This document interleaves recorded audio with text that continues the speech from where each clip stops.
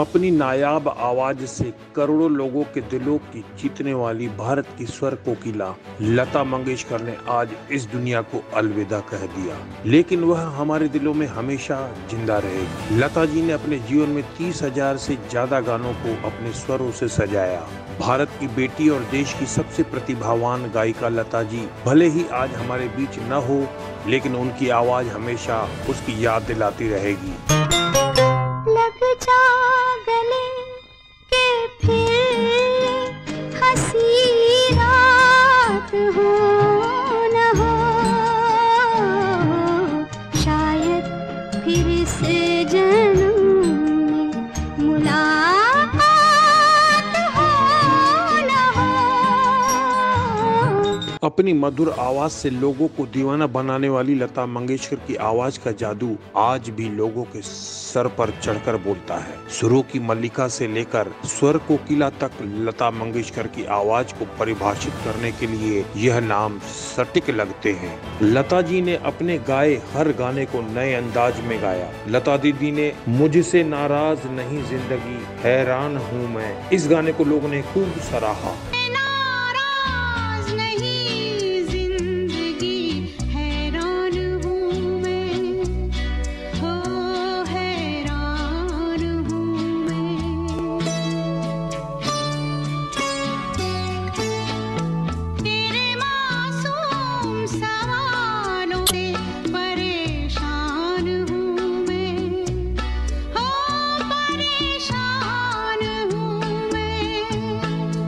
अपनी मीठी आवाज के दम पर लता मंगेशकर उस मुकाम तक पहुंच गई जहां पहुंचना हर किसी के बस की बात नहीं। अपने मधुर गानों से लोगों का मनोरंजन करने वाली लता जी के इस गाने ने सभी की आंखों में आंसू ला दिए थे। इतना ही नहीं, इस गाने को सुनकर देश के प्रथम प्रधानमंत्री जवाहरलाल नेहरू भी रो पड़े थे। 26 जनवरी हो या 15 अगस्त, लोगों में देशभक्ति का जोश भरने वाला गीत ऐ मेरे वतन के लोगों जरा आंख में भर लो पानी आज भी देश के लिए कुर्बान हुए शहीदों की याद दिलाता है। यह गाना सुनने में जितना भावुक है, गाने में भी उतना ही भावुक था। दरअसल लोगों की आंखों में आंसू भरने वाला यह गीत खुद लता मंगेशकर और देश के प्रथम प्रधानमंत्री पंडित जवाहरलाल नेहरू की आंखें भी नम कर गया था। मेरे वतन के लोगों जरा आँख में भर लो पानी, जो शहीद हुए हैं उनकी जरा याद करो कुर्बानी। है मेरे वतन के लोगों जरा आँख में भर लो पानी, जो शहीद हुए हैं उनकी जरा याद करो कुर्बानी।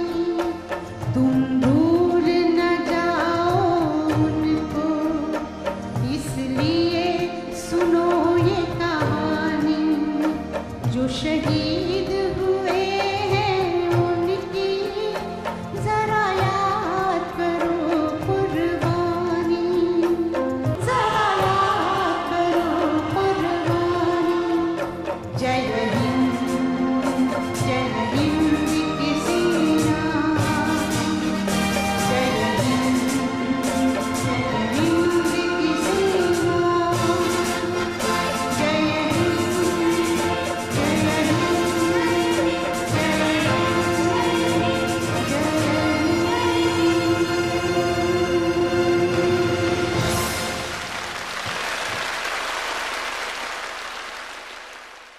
लता जी के कुछ असूल थे। लता दीदी को द्व्यर्थी शब्दों के गानों में शामिल होना पसंद नहीं था। लता जी की इसी वजह से कई राइटर्स के साथ लड़ाई भी हो जाती। कई राइटर्स को लता दीदी की वजह से अपने गानों के शब्द बदलने पड़े। कई बार लता दीदी ने ऐसे ही गाने करने से मना कर दिया। राज कपूर को भी एक बार लता दीदी को घंटों मनाना पड़ा। सन 1964 फिल्म संगम गाना मैं क्या करूँ राम मुझे बुढ़ा मिल गया, बड़ी मुश्किल से लता गाने को तैयार हुई थी। मैं क्या करूँ राम मुझे बुढ़ा मिल गया, मैं क्या करूँ राम मुझे बुढ़ा मिल गया, हो बुढ़ा मिल गया, हो बुढ़ा मिल गया, हाय मैं क्या करूँ राम मुझे बुढ़ा 33 साल की उम्र में लता स्वर कोकिला बन चुकी थी। इसी बीच किसी ने उसको धीमा जहर दे दिया।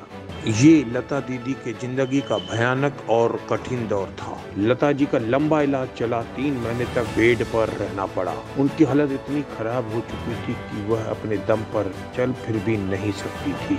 ठीक होने के बाद कंपोजर हेमंत कुमार लता दीदी के घर आए और उन्हें रिकॉर्डिंग के लिए स्टूडियो लेकर गए। कहीं दीप जले कहीं दिल गाने की रिकॉर्डिंग ठीक से हो गई और लता जी के इस गाने ने फिल्म फेयर अवार्ड जीता। कहीं दीप जले कहीं दिल, जरा देख ले आकर परवाने, तेरी कौन सी है मंजिल, कहीं दीप जले कहीं दिल।